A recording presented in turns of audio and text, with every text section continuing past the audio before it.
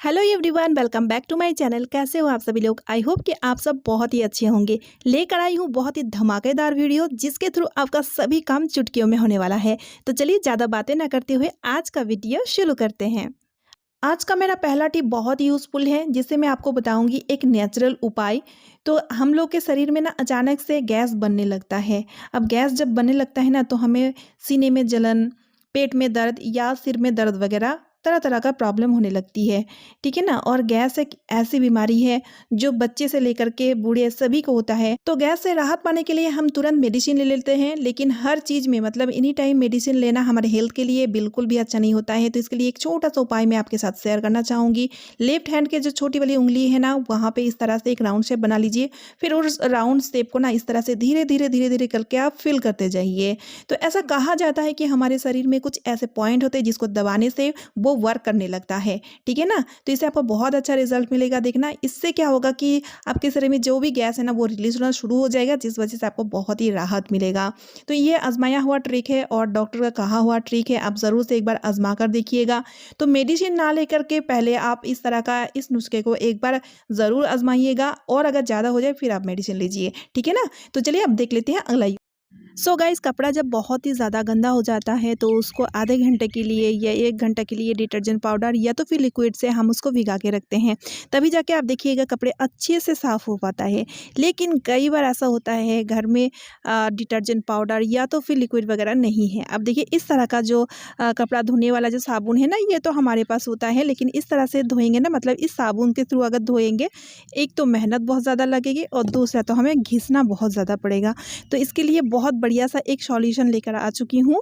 तो यहाँ पर मैं नहाने वाला साबुन और कपड़ा धोने वाला साबुन ली हूँ, दोनों को ही ग्रेट कर लूँगी। ठीक है, ग्रेटर से इस तरह से ग्रेट कर लीजिए। तो अब हमें लेना है टब में पानी। तो यहाँ पर आप गुनगुना या तो फिर नॉर्मल पानी भी ले सकते हैं। तो मैंने यहाँ पे गुनगुना पानी लिया है। गुनगुना पानी लेने से क्या होगा ना कि ये जो साबुन को हमने घिस के रखा है ये जल्दी पानी में मेल्ट हो जाएगा। उसके बाद क्या करना है, हाथों की मदद से इस तरह से सेक करना है। सेक करने से आप देखिएगा, देखिए इस तरह से झाग बनेगा। और उसके बाद जितने भी कपड़े को आप धुलने के लिए रखे हैं उस कपड़े को इस सॉल्यूशन में आप डाल दीजिए। देखिए यहाँ पर मैं नहाने वाला साबुन और कपड़ा धोने वाला साबुन दोनों को ही ग्रेट किया है। अब दोनों का ही जो मिक्सचर है ना वो अमेजिंग रिजल्ट मिलता है उससे।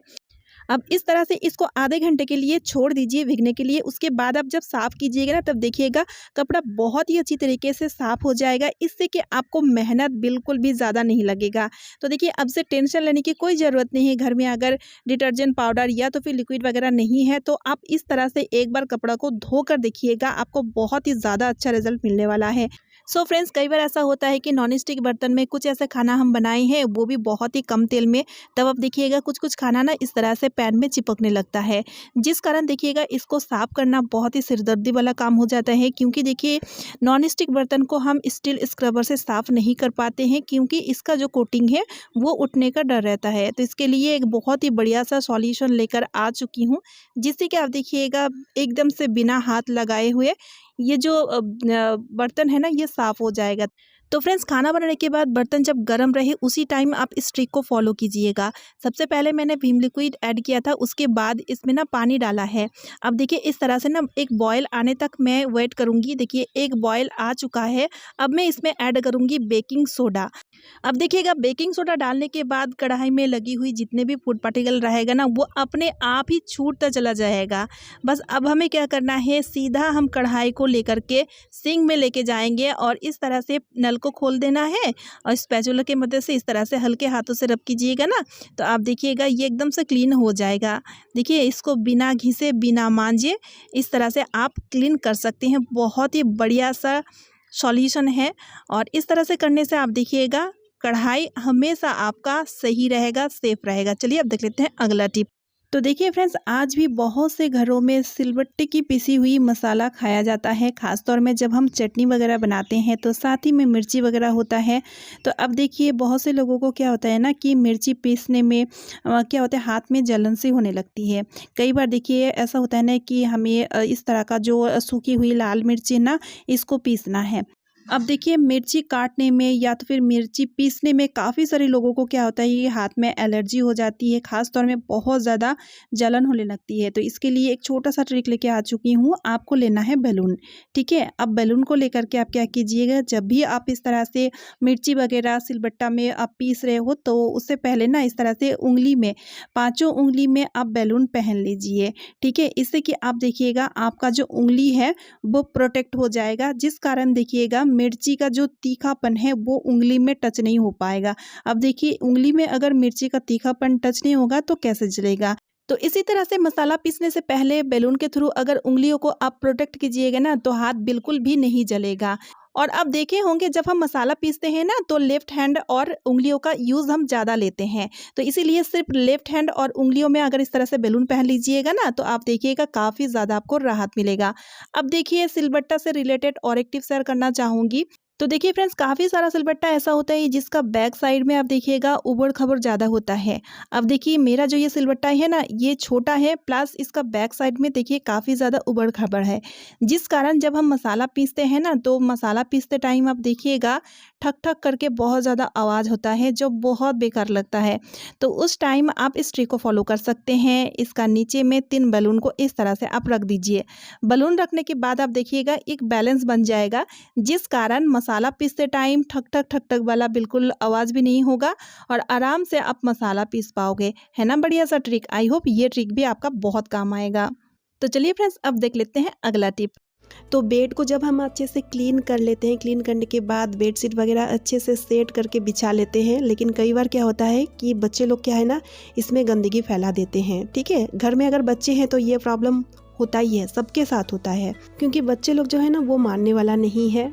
तो इसके लिए हम क्या करें? तो देखिए एनी टाइम पॉसिबल भी नहीं होता है कि हम सभी चीज़ को हटा के, पिलो वगैरह हटा के बेड को हम इस तरह से झाड़ें। तो इसके लिए बहुत बढ़िया ट्रिक है। तो इसके लिए आप ले लीजिए एक मोजा। कई बार होता है ना कि एक मोजा का जो पेयर है वो गुम हो चुका है, वो भी ले सकते हैं, या तो फिर पुराना मोजा घर में रखा हुआ है वो भी आप ले सकते हैं, जो आपका मर्जी। आप मोजा को इस तरह से हाथ में डाल लीजिए, यानी कि मोजा को आप हाथ में पहन लीजिए, ठीक है? अब हम क्या करेंगे? अब हम करेंगे बेड का सफाई इस तरह से। बहुत ही आसान तरीका है, इस तरह से बेड जो है ना वो बहुत ही अच्छे से क्लीन भी हो जाता है। तो बेड को अलग सा जो बेडशीट है ना उसको उठा के क्लीन करने की कोई भी ज़रूरत नहीं पड़ेगी, और मोजा जैसे कि हम पहने हैं ना, इसीलिए बहुत अच्छे से बेड साफ भी हो जाता है। मेरा अगला यूजफुल टिप है चाबियों को लेकर के। हमारे घर में बहुत सारा चाबी होता है, खास करके अलमीरा का चाबी। अलमीरा में देखिए लॉकर का चाबी, अलग अलग चाबी होता है, तो इसीलिए गुच्छा भर चाबी हमारे पास होता है।